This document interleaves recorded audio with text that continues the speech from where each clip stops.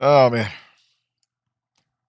We're gonna watch a little video here real quick about gamers are dying out, and then we're gonna play some Umbrella Tournament. Have a little bit of fun this morning, and then maybe tonight I'll come back. Maybe play Fortnite after Umbrella. We'll see.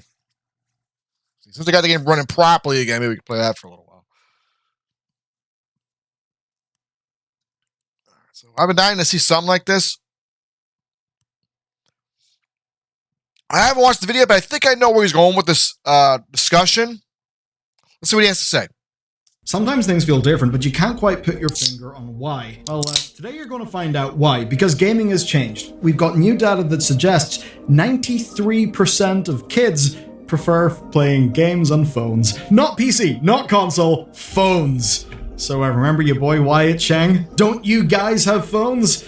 Oh dear, turns out he was a little bit prescient. But here's another aspect to it. It's how these kids engage with games. Here's a quote. They no longer identify as gamers. They identify as players of a specific game. So it's not that games are a medium that they like, it's that they play Roblox or they play Fortnite. So directionally, based on the real trends that we're seeing, the future of gaming looks like it's people who are fans of one game that probably play it on a phone, which is a bit weird. I don't like it, and it raises a big question. What does it mean for people who prefer what I'll just call traditional gaming experiences? Maybe people like you and me. Okay, so in our last video, we looked at gaming's past and compared it to now, and we talked... Okay, I can probably speak up on this a little bit. I can see why this is happening. I can see it clear as day. The problem is, they see these gamers, that's a word, as people who live and breathe gaming. And they are obsessed with gaming. They want to be number one no matter what. It looks like an unhealthy obsession. They see that and they're trying to get away from that. That's what I see it as. And since mobile gaming is not really looked in high regard, they're just going to go there. I could definitely see it. So the question is,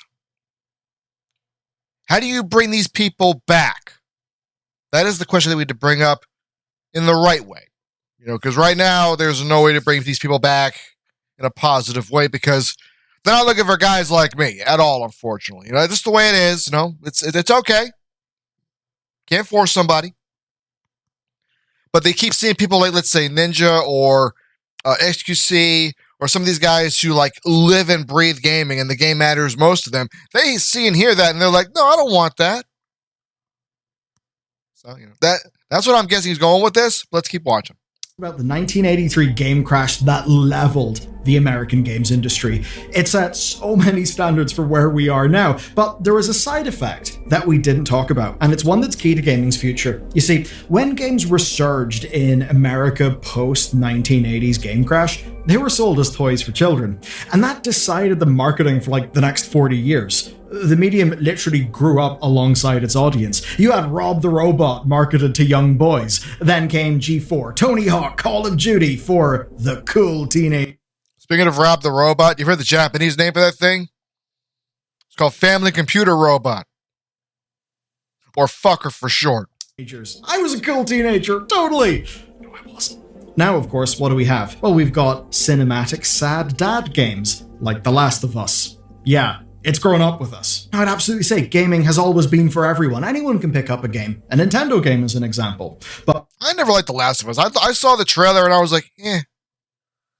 Because it's basically another zombie game with an interesting twist to it. If you like zombie games, you'll love it. I don't, so I don't like it right off the bat. And I'm also sick of like emotional storylines. I can't stand them. Like, I already don't like them. I already don't like him in TV and movies. Like, I'm just so sick of it at this point. I'd rather just have something that's fun. Because it's fun. It's good to see every once in a while, to be fair, but we're past that. I just want to pick up a game and have fun, and that's it. I don't want to hear anything about the rest of the world. The culture and the marketing, not so much. It has been targeted. And I want you to think about Battlefield 6 and how it just got revealed. Because they unironically played Limp Bizkit. Yeah, Limp Bizkit. So, you know, go take your medicine if you've remembered this track. And it does kind of show us something. The culture and marketing around the game industry hasn't changed with technology. They haven't changed with demographics. The kids of 2025, they will not be impressed by Limp Bizkit selling a game in the way that maybe the target audience of Battlefield. I didn't know. Well, COD's been in a rough spot for like a while. You know, that's what COD. You know what? I didn't know they played Limp Bizkit at the beginning of Battlefield 6 with a trailer. I'm glad I skipped it. That just shows you where they're going with it. It's like, man, I think Battlefield 6 is going to be like the last of a generation that went on for a very long time. Same with Call of Duty. They're finally, I guess, getting hit with something. So it's going to be the end of an entire generation. We're going into a new generation of gaming. Now, if it's mobile gaming where it's going, well, then those people you got to start convincing that mobile gaming's fine. Just be careful what you're playing with. But not only that, there's still stuff on this side that you don't have to get attached to. I think it's probably what we're going to be fighting against. That's what I'm thinking. We'll see. Battlefield 6 will feel nostalgic, especially one that needs a $600 console. And why would they be? They have thousands of experiences on their phones. That's another thing. Let's go back. The console prices, they're not buying. I promise you, these new generations not buying consoles because you see the price, it makes no sense to them. The phone, you get a phone just with a contract. So they'd rather go with the phone idea, which makes sense when you think about it. Your phone can play games. Why buy a console? True, but if you go to the biggest studios, they're extra careful with that stuff. Like if you go to, like if you get Genshin Impact, there's no scams there. It's just you got to deal with the store and the gacha process of it. You got to deal with that. Or if you play maybe some of these other games that are on there, if you Fortnite on there, that's usually pretty safe. Or if you play, I don't know if Valorant's on phone or not, but you probably could play that and you should be okay. So its experiences on phone are okay for the bigger studios. The smaller studios, different story. You have a point there. You just gotta, but also phone companies. Like I do know Android, or at least Google is trying to fight that as best as they can. They really are trying to hammer on that. Apple sort of has been. So they are trying to crack down on that kind of stuff, to be fair. Well, let's keep watching. We'll see where it goes. It's a $600 console. And why would they be? They have thousands of experiences on their phones. Experiences that are, to them, just as entertaining. Or, should I say, to their brain chemistry and systems are just as engaging. Personally, I think there's something to be said for the depth of an experience. But basically, that's what they think games can and should be. And now we've got data. We've got stats to back it up.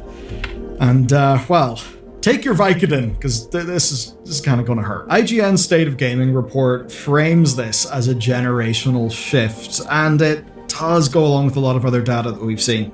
Essentially, Gen X and millennials think of gaming in terms of platform loyalty. That's, the 70s through to the 90s generation. Oh, no. That shit started in the 2000s. Before then, it wasn't a big deal. I can see where they're going with the article, though. He's going by what the article says. But no, that's bullshit. Before the 2000s, before PS2 dropped, there was no such thing as brand loyalty before that. If there was, you were a loser because you had no friends at that point. Okay? I talk about this time and time again with people. There was no brand loyalty before the 2000s. Okay? If you had a Sega Genesis, you're still with your friends' house to play the Super Nintendo. That's how you made friends. No, same with the PlayStation 64. The PlayStation, you still went to your friend's house to play the 64. Even if it was your kid brother's console, you still played them both. Well, they've been moving the cloud. They've been moving there. Sony's following suit. I'm sure where Sony's at. So there wasn't such as brand loyalty back then. It only happened when the PlayStation 2 came out where brand loyalty started to really show up because people were all PlayStation or all Xbox, or all GameCube for some reason. It wasn't as big at the time. I think PlayStation 2 was the biggest one at the time. But then we get to the Xbox One, PS4 generation. It's either all PlayStation or all Xbox. You didn't have both. It was rare you saw someone with both. And it makes sense because most of these games don't have cross-platform back then. They do now. They're focusing on it now, but back then they did not have that. So we're seeing a lot of shit to that. And plus, Gen Alpha, you know, I mean, Jen, I was looking at the facts here, and I'm glad they're looking at this. I don't want to tie myself to War Machine. If I'm going to do that, I might as well just do this. At least this I can keep all day. You can take it with me on the go. So it makes sense for that.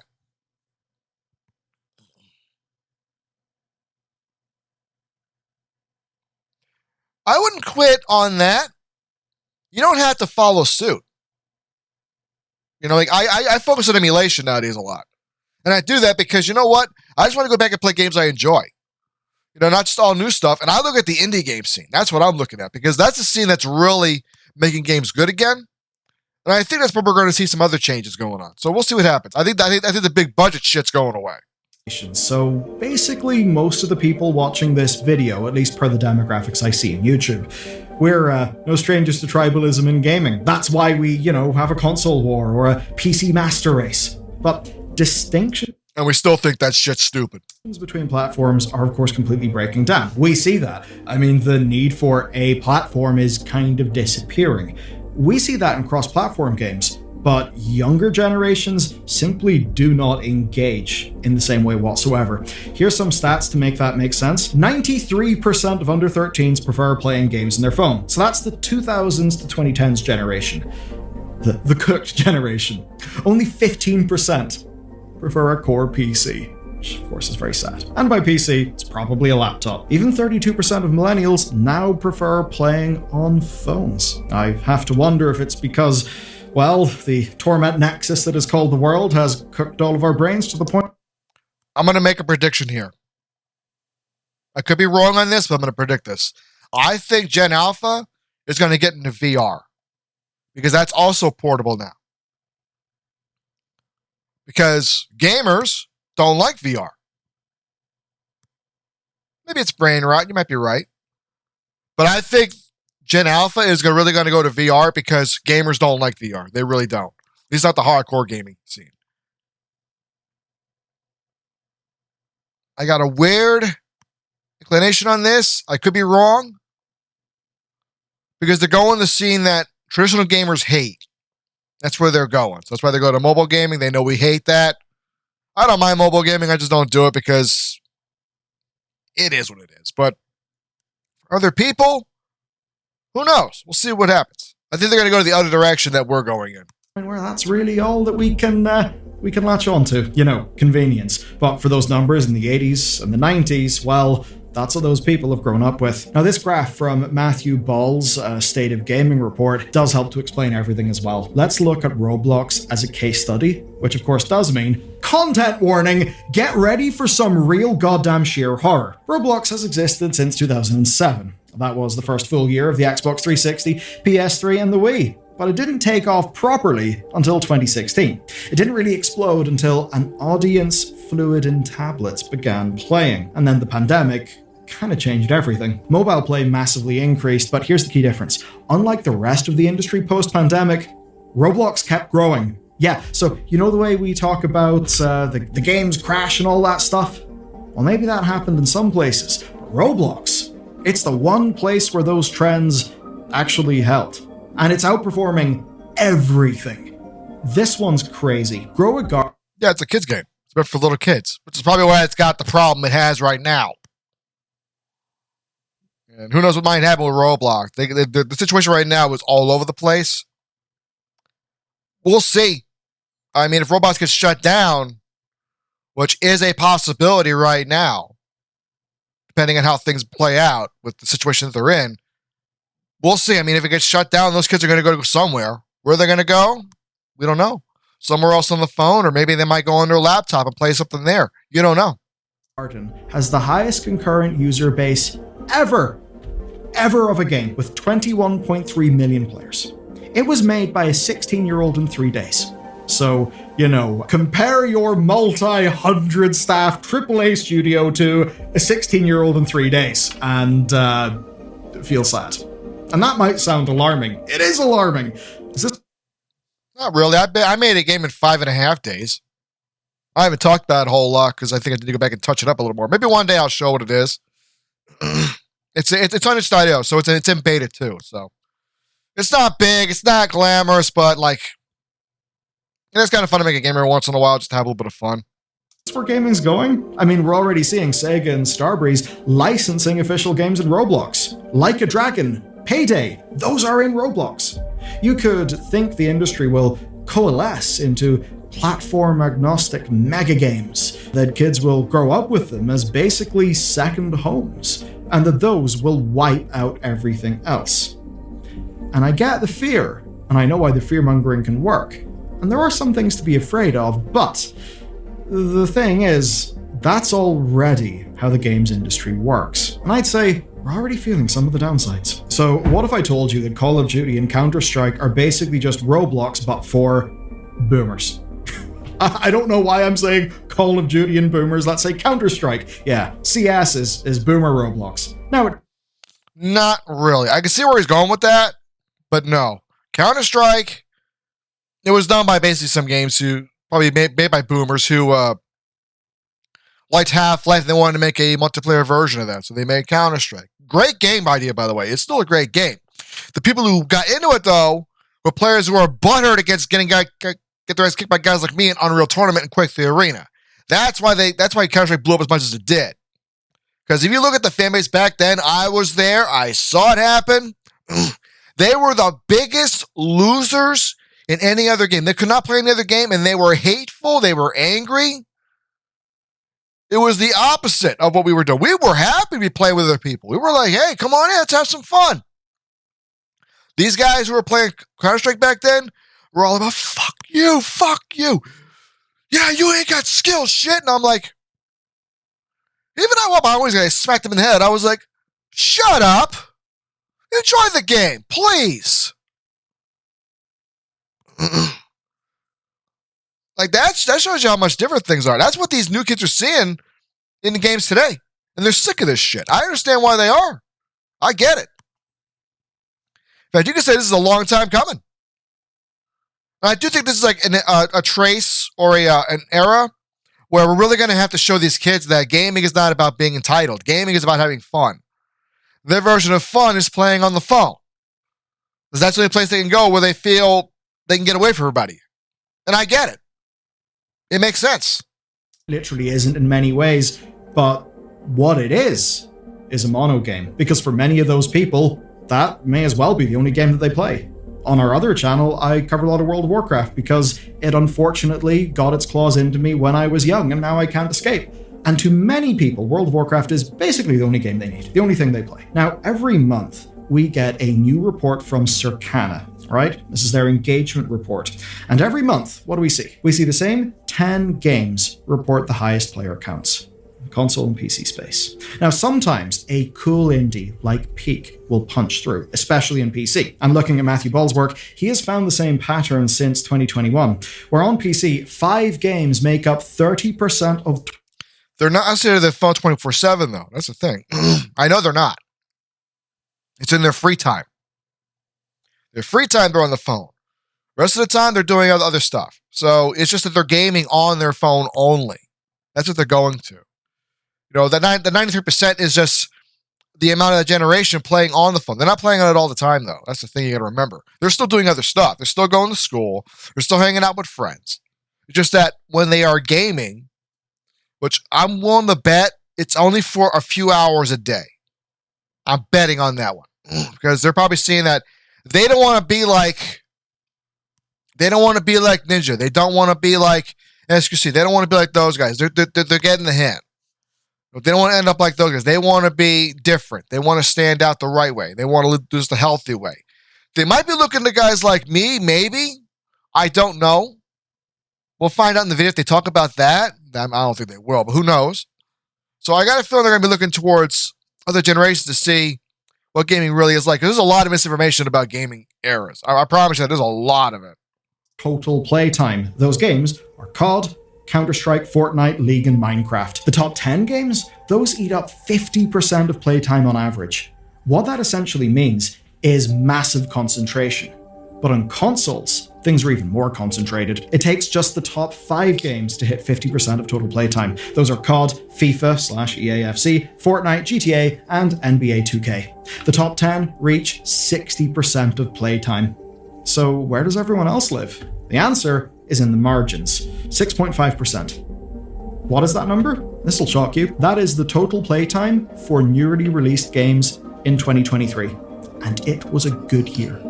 Just 4 games took half of that 6.5%, which were Baldur's Gate, Starfield, Diablo 4, and Hogwarts Legacy. There's strong games in there, yet only 6.5%. Why?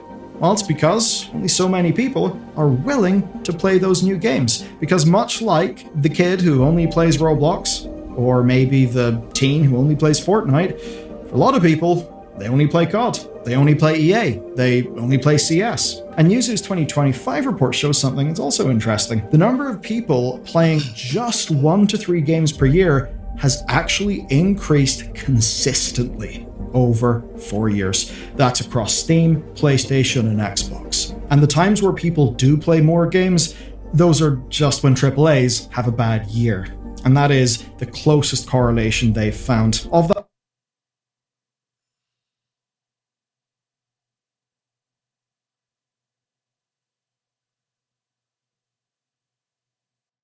Oh, I hear you, man. I get that 100%. You're absolutely right. That's when people are going to mobile phones. Generation after you. It makes sense. But they are looking at what generations before you were doing. They were playing the same 2 or 3 games every single year. And yeah, it was Call of Duty, Grand Theft Auto, NBA, or Madden. That's it. Or FIFA. It's either one of those 3 sports games. See, that's the generation that I saw during the 2000s grow up. And the thing is, back then they had more games to play with because they had the same 3 or 4 studios. Now, those 3 or 4 studios don't deliver on anything anymore. You know, I don't think even Gen Alpha's looking forward to GTA 6. But they look at that as like, oh, that's old guy stuff. I don't want to play that. I want to go back to Roblox or Fortnite or whatever other game they want to play. They're looking at those titles. Those titles where they can just jump in and have fun, not have to like be noticed or go to anybody else. Probably what it is.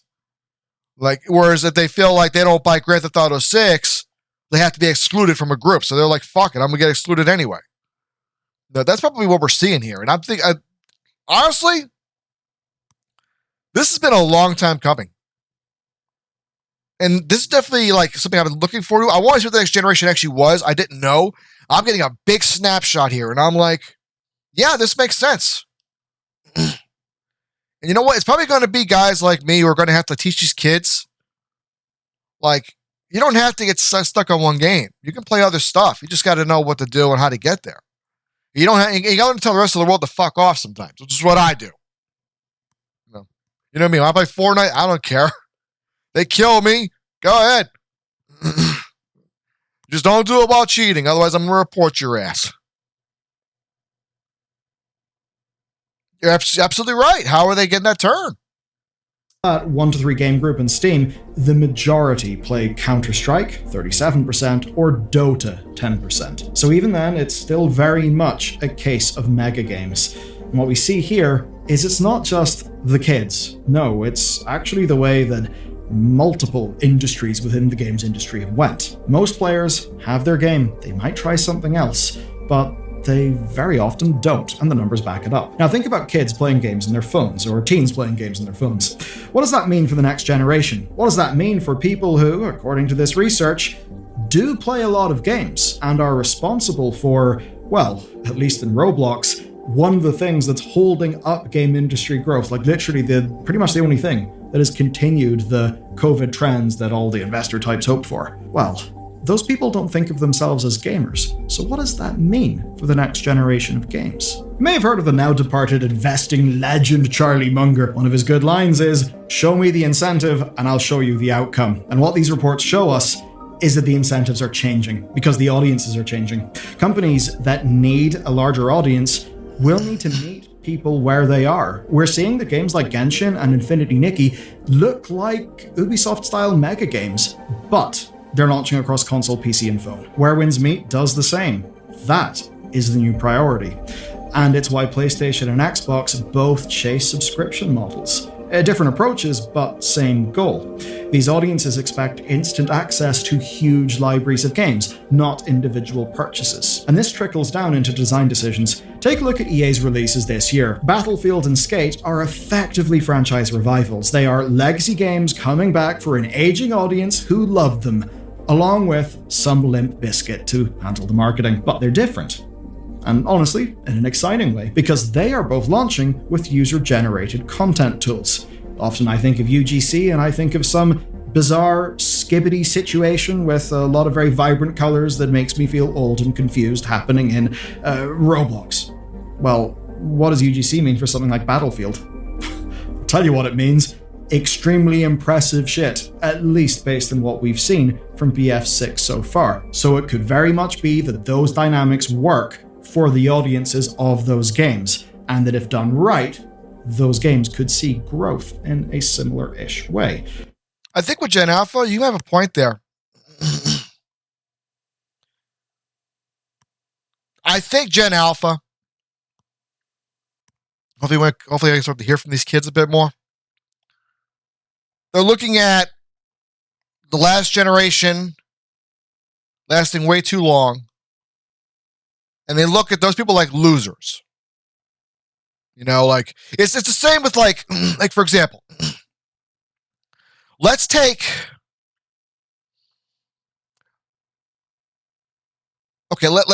something like this. Let's take 80s hair metal with 90s grunge, okay? 80s hair metal was flashy, it was crazy, it was over the top, it was about getting with hot chicks, playing wild guitar solos, having wild hair, neon colors, you know, the whole 9 yards, you know, anything and everything, right? The ceiling has no limit. Then you get to 90s grunge. It was the opposite. It was like being on welfare, down the ditches, depressed, and just being more real. It's like those two differences we're seeing here. And you know what? It makes sense. You look at the industry today, it's like hair metal right now. Flashy. Everyone dresses like girls. Over-the-top music, over-the-top imagery. And they're probably looking at grunge right now. Probably looking at that, probably being the change. And they want something more down to earth. It makes sense. It's happened before. That might be what they're looking at. You know, and they're seeing this shit as like, this is old, man. We don't want this no more. We want the new stuff. Fair enough. But you also look at it from another way, you know, and this is me just saying this has happened over time. No, Dad, that's old guy shit. No, we don't want that no more. No, it's about this here. We want this is what's cool now. That's nothing. You can see it from both angles a little bit. And there is some precedent as well. It's a little thing that we call the modding culture of PC gaming, right? Pretty big. Just that this time it's framed through Roblox's. Not really. Close. I get your point there. Not really. What it is they just want your attention. That's it. Don't care if it's happy. I people want more happy in that than depressed, to be honest with you. Some people won't want depressed. They want depressed for a while because they want to keep things realistic, and no one plays that shit no more. Why? Because it's boring. No one wants to play that. You know, it's where all the war games stop being made. Battlefield's kind of bringing that back a little bit, but they're trying to bring it back in a fun way. Which, hey, if they make it fun, great. That's cool. I'm not really interested at the moment. But they want kids to be happy. They want it to be fun. They want to have a good time because they're already seeing an opening for that market. And I think they're going for kids who just want to be happy playing games. They don't want to be depressed. They don't want to take it seriously. They just want to be happy. And you know what? That makes sense. Because you go to Roblox, I mean, you're probably going to be happy playing it. I'm not going to Roblox. I'm not touching it. The only reason why is because Roblox might get shut down. You know? And I think if it does, those kids who are playing that are going to go elsewhere. Where are they going to go? That we don't know. They might go to Fortnite. They might go to Battlefield. They might just go back to emulation. Who knows? You know, that that doorway is still not set in stone yet. So we don't know where they're going to go if it does get shut down. Horrifically predatory ecosystem, one that uses kids to generate infinite revenue. I also do think that they're watching streamers also. Like Valkyrie, for example, is one of the biggest female streamers. They're looking at that as an example also. They're probably looking at people like her, for example, as someone who doesn't care what the meta is. She just wants to have fun. And you know what? I agree with that. I'm like, yes, because that's what's fueling some of this stuff also to a certain degree. So who knows? We'll see what happens. Yeah, moral issues very much exist. But goddamn, what a business model. Turns out just child labor, that's where it was at all the time. Child labor, parents' money, what could go wrong? Now this demographic change opens audiences up to new sorts of experiences. These kids find new modes daily. They play new games daily within their Roblox. Maybe to them, they have an incredibly diverse gaming library and are playing new things absolutely all of the time, in a way that you or I maybe don't, because firing up a new indie game, learning a bunch of new systems and all of that legit just takes brain effort. I mean, for a simple example, it's no wonder that systemic, experience-driven games like Peak or Lethal Company take off and then get microtransaction-filled clones in Roblox to get that parent money. But certain games simply don't matter to this changing audience. Because so far in this video, we've not talked about linear single-player narrative games, which so far do seem to be limited to sad dad games. They just aren't in the equation here, even though I wager those are the games that most people watching this channel care about quite a bit.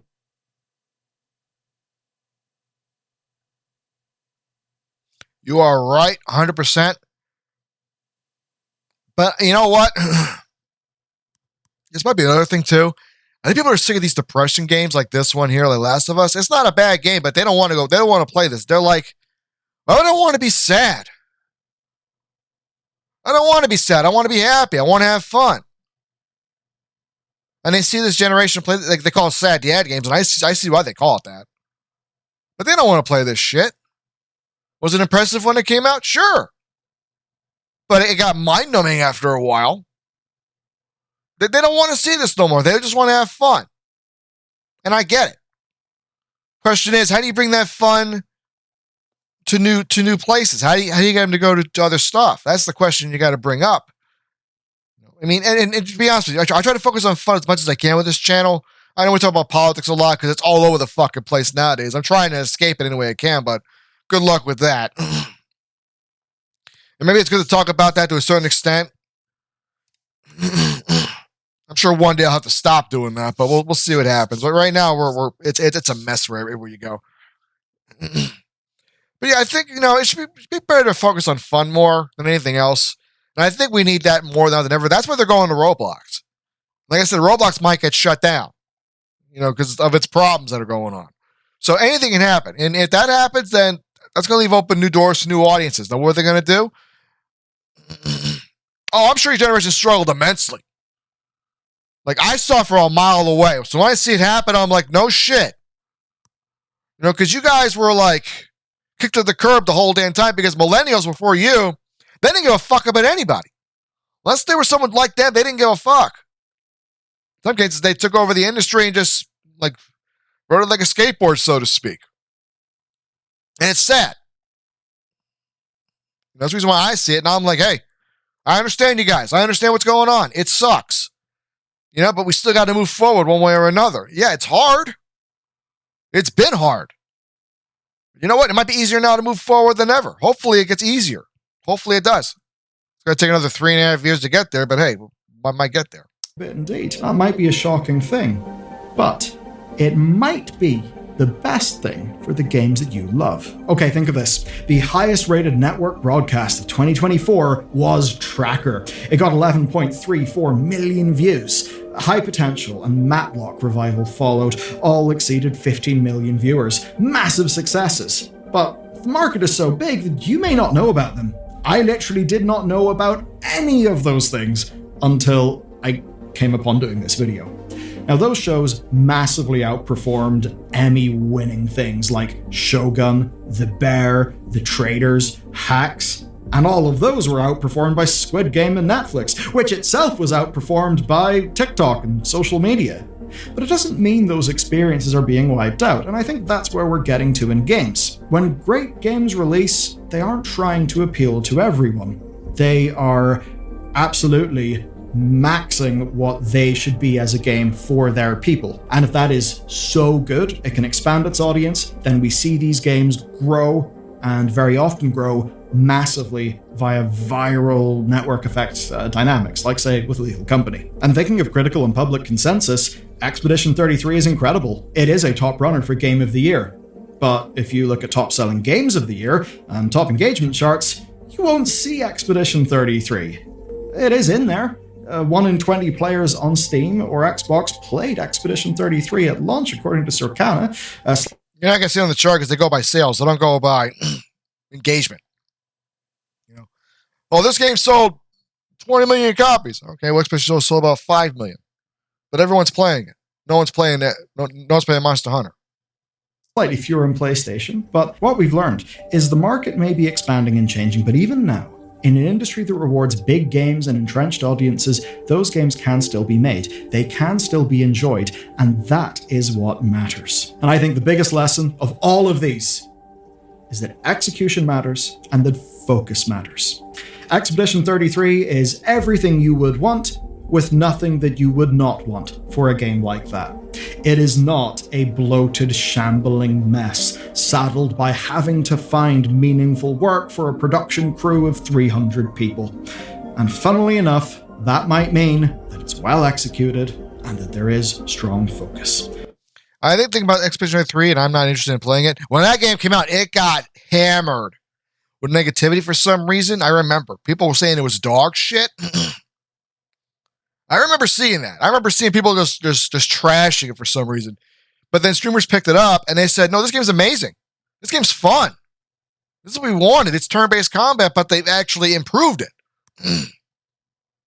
I'm not the biggest fan of turn-based combat, but I respect the fan base for that. And now they're saying Final Fantasy needs to look at that. So you can see where things are kind of different. Like negativity hits a game, but then all of a sudden the audience gets a hold of it. No, this game's amazing. We should play this more. And they're right. They should be doing it. I think what we're to get down to also, since Roblox might get shut down, I think we're going to see more gaming diversity. Because we're not seeing that a whole lot right now. We're starting to see some of it right now. Because that was what was popular about 90s gaming. It was all about diversity. It wasn't about being stuck to one game or one console. It was about playing a lot of different games and just learning to like basically get along with other people. Whereas for some reason that started to go away when the 2000s hit. I don't know why. I think it's more console focused, but you know how it is. I think that is going to be the way forward for the sorts of games that many of us would be afraid we're going to stop seeing. Now in this video, you've learned how the gaming market is changing. The demographics have completely shifted. Even how people identify within games has completely changed. And combined with the layoffs, may have you thinking there's a big old game crash around the corner. If you want to learn about that, watch this video next. Yeah, there's definitely a crash coming. You don't know.